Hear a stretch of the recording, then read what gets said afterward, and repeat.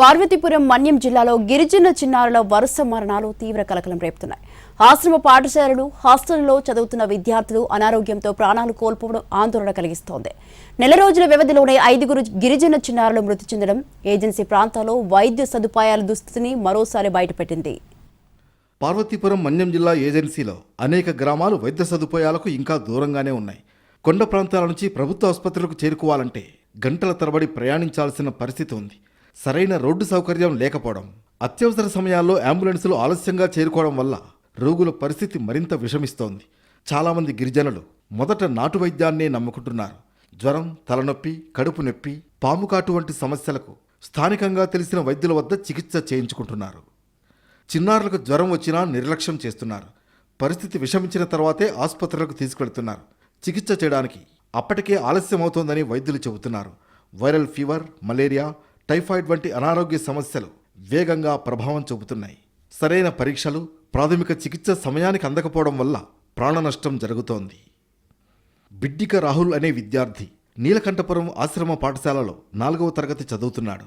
కొన్ని రోజులుగా జ్వరం, తలనొప్పితో బాధపడుతున్న రాహుల్ పరిస్థితి ఒక్కసారిగా విషమించింది.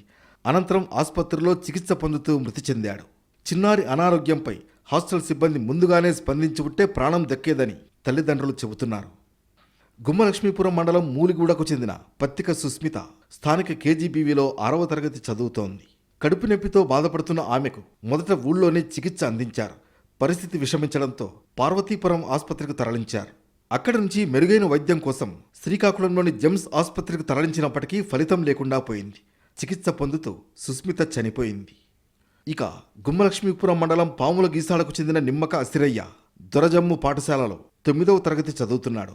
తీవ్ర జ్వరం, తలనొప్పితో బాధపడుతున్న అతడిని మొదట రేగిడి పిహెచ్సికి తరలించారు. పరిస్థితి విషమించడంతో అక్కడి నుంచి కురుపాం, పార్వతీపురం ఆసుపత్రులకు తీసుకువెళ్లారు. అనంతరం మెరుగైన చికిత్స కోసం విశాఖ కేజీహెచ్కు తరలించినప్పటికీ చికిత్స పొందుతూ మృతి చెందాడు. కురుపాం మండలం గుజ్జలగూడ గ్రామానికి చెందిన 4 ఏళ్ల వరుణ్ తేజ్ కూడా తీవ్ర జ్వరంతో మృతి చెందడం ఆందోళన కలిగిస్తోంది. అనారోగ్యంతో బాధపడుతున్న చిన్నారిని కురుపాం సిహెచ్సికి తరలించారు. చికిత్స పొందుతూ ప్రాణాలు కోల్పోయాడు. నెల రోజుల వ్యవధిలోనే వరుసగా 5 గిరిజన చిన్నారులు మృతి చెందడం ప్రజల్లో భయాందోళనలు పెంచుతోంది. పిల్లల అనారోగ్యం పట్ల గిరిజన తల్లిదండ్రులు తీవ్ర ఆందోళన చెందుతున్నారు. ఆశ్రమ పాఠశాలలు, హాస్టళ్లలో విద్యార్థుల అనారోగ్యంపై సరైన పర్యవేక్షణ లేదనే విమర్శలు వినిపిస్తున్నాయి. తల్లిదండ్రులకు సకాలంలో సమాచారం ఇవ్వడం లేదని ఆరోపణలున్నాయి. పలు హాస్టళ్లలో వైద్య సిబ్బంది లేకపోవడం, ఆరోగ్య రికార్డులు సక్రమంగా నిర్వహించకపోవడం కూడా సమస్యగా మారింది.